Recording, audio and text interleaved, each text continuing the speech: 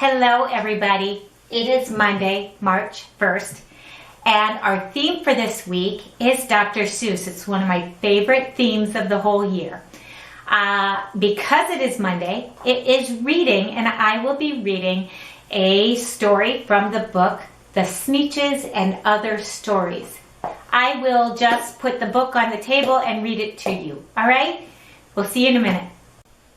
The Sneetches by Dr. Seuss. Now, the Starbelly Sneetches had bellies with stars. The Plain-belly Sneetches had none upon theirs. Those stars weren't so big. They were really so small. You might think such a thing wouldn't matter at all. But because they had stars, all the Starbelly Sneetches would brag, "We're the best kind of Sneetch on the beaches." With their snoots in the air, they would sniff and they'd snort. "We'll have nothing to do with the plain-belly sort." And whenever they met some, when they were out walking, they'd hike right on past them without even talking. When the Starbelly children went out to play ball, could a plain-belly get in the game? Not at all. You could only play if your bellies had stars, and the plain-belly children had none upon theirs. When the Starbelly Sneetches had Frankfurter roasts, or picnics, or parties, or marshmallow toasts, they never invited the Plain-belly Sneetches. They left them out cold in the dark of the beaches. They kept them away, never let them come near, and that's how they treated them year after year.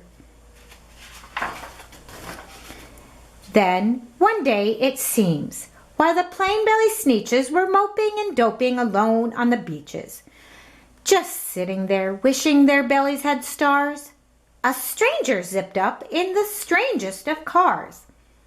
"My friends," he announced in a voice clear and keen, "my name is Sylvester McMonkey McBean, and I've heard of your troubles. I've heard you're unhappy, but I can fix that.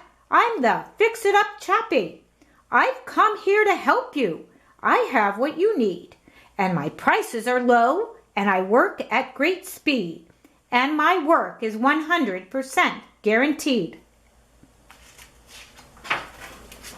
Then, quickly, Sylvester McMonkey McBean put together a very peculiar machine, and he said, "You want stars like a Starbelly Sneetch? My friends, you can have them for $3 each.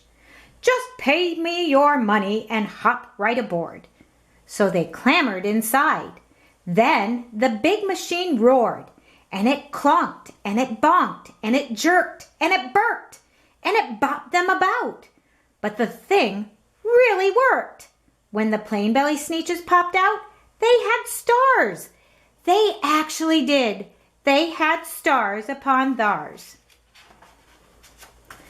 Then they yelled at the ones who had stars at the start. "We're exactly like you. You can't tell us apart. We're all just the same now, you snooty old smarties. And now we can go to your Frankfurter parties." "Good grief," groaned the ones who had stars at the first. "We're still the best Sneetches, and they are the worst. But now, how in the world will we know," they all frowned, "if which kind is what, or the other way round?" Then up came McBean with a very sly wink, and he said, "Things are not quite as bad as you think. So you don't know who's who, that is perfectly true. But come with me, friends. Do you know what I'll do? I'll make you again the best Sneetches on beaches, and all it will cost you is $10 eaches." "Belly stars are no longer in style," said McBean. "What you need is a trip through my star-off machine. This wondrous contraption will take off your stars so you won't look like Sneetches who have them on theirs." And that handy machine, working very precisely, removed all the stars from their tummies quite nicely. Then, with snoots in the air, they paraded about, and they opened their beaks and they let out a shout. We know who is who, now there isn't a doubt. The best kind of Sneetches are Sneetches without. Then, of course, those with stars all got frightfully mad. To be wearing a star now was frightfully bad. Then, of course, old Sylvester McMonkey McBean invited them into his star-off machine. Then, of course, from then on, as you probably guess, things really got into a horrible mess. All the rest of that day, on those wild, screaming beaches, the fix-it-up chappie kept fixing up Sneetches. Off again, on again, in again, out again, through the machines, they raced round and about again. Changing their stars every minute or two, they kept paying money. They kept running through until neither the plane nor the starbellies knew whether this one was that one, or that one was this one, or which one was what one, or what one was who.